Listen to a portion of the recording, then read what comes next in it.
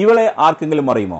ഇവൾ ഏറ്റവും കൂടുതൽ അറപ്പുളവാക്കുന്ന ഒരു ജന്തു ആയതുകൊണ്ട് ഇവളുടെ പേര് ഞാൻ പറയുന്നില്ല. ജനൻ TV എന്ന മലൻ TVയുടെ മലവും ഭക്ഷിച്ചുകൊണ്ട് ഇവൾ ഇസ്രായേലിൽ ഇരുന്നു കൊണ്ട് കേരളത്തിലെ അരപ്പിരി സംഘികളെ മുഴുപ്പിരിയാക്കിക്കൊണ്ട് പക്ക വർഗീയത ഉളവാക്കുന്ന ഒരു മതയോളി തീവ്രവാദിയാണ്. ഇവൾ പറയുന്നത് എന്താണെന്ന് നമുക്ക് കേൾക്കാം. നമസ്തേ, അഖിലയാണ്.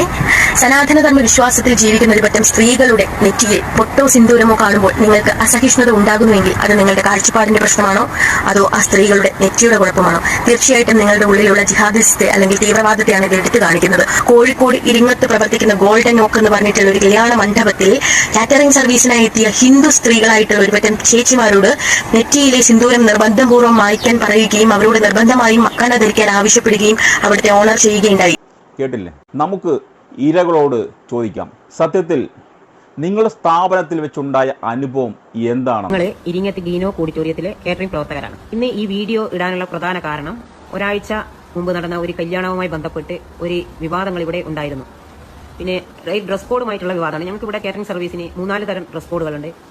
ആ ഒരാഴ്ച മുന്നേ നടന്ന കല്യാണത്തിന് ഞങ്ങൾ തെരഞ്ഞെടുത്ത ഡ്രസ് കോഡിന്റെ കൂടെ ഒരു ഷോള് തലയിൽ കൂടിയിട്ടിരുന്നു. അതൊരു വിവാദപരമായി മാറിയിരിക്കുകയാണ്. ഇത് ഞങ്ങൾ കേറ്ററിംഗ് തൊഴിലാളികൾ ഞങ്ങളെ സ്വന്തം ഇഷ്ടപ്രകാരം ചെയ്തതാണ്. ഇതിലിപ്പോൾ പുറത്ത് വാർത്ത വരുന്നത് ഈ മാനേജ്മെന്റ് ഞങ്ങളെ നിർബന്ധിച്ച് ചെയ്യിച്ചതാണ്. അത് 100% തെറ്റായ വാർത്തയാണ്.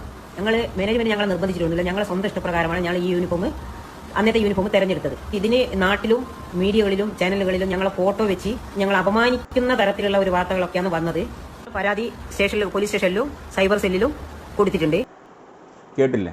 ഇവർ സ്വന്തം ഇഷ്ടപ്രകാരമാണ് നെറ്റിയിലെ പൊട്ടുമായിച്ചതും മക്കന ധരിച്ചതും, അല്ലാതെ ഒരു മുസ്ലിം ജാതിയിൽപ്പെട്ട മനുഷ്യന്റെ ആജ്ഞാപം കൊണ്ടല്ല എന്ന് ഇരകൾ തന്നെ ഇവിടെ പറയുന്നു. എല്ലാ ഹിന്ദു സ്ത്രീകളും മക്കന ധരിച്ചുകൊണ്ട് സ്വന്തം നെറ്റിയിലെ പൊട്ടും മായ്ച്ചു കളഞ്ഞാൽ ഹിന്ദു മതത്തിൽ നിന്നും പുറത്തു പോകുമെന്നാണ് ഇവൾ പഠിച്ചു വെച്ചിരിക്കുന്നത്.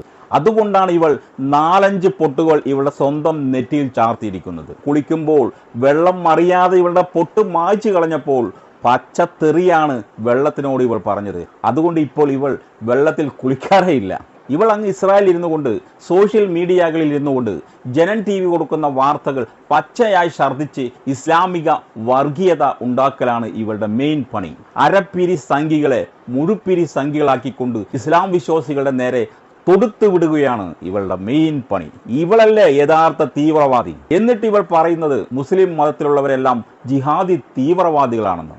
സത്യത്തിൽ ഇവളല്ലേ, ഈ മതയോളിയല്ലേ യഥാർത്ഥ തീവ്രവാദി?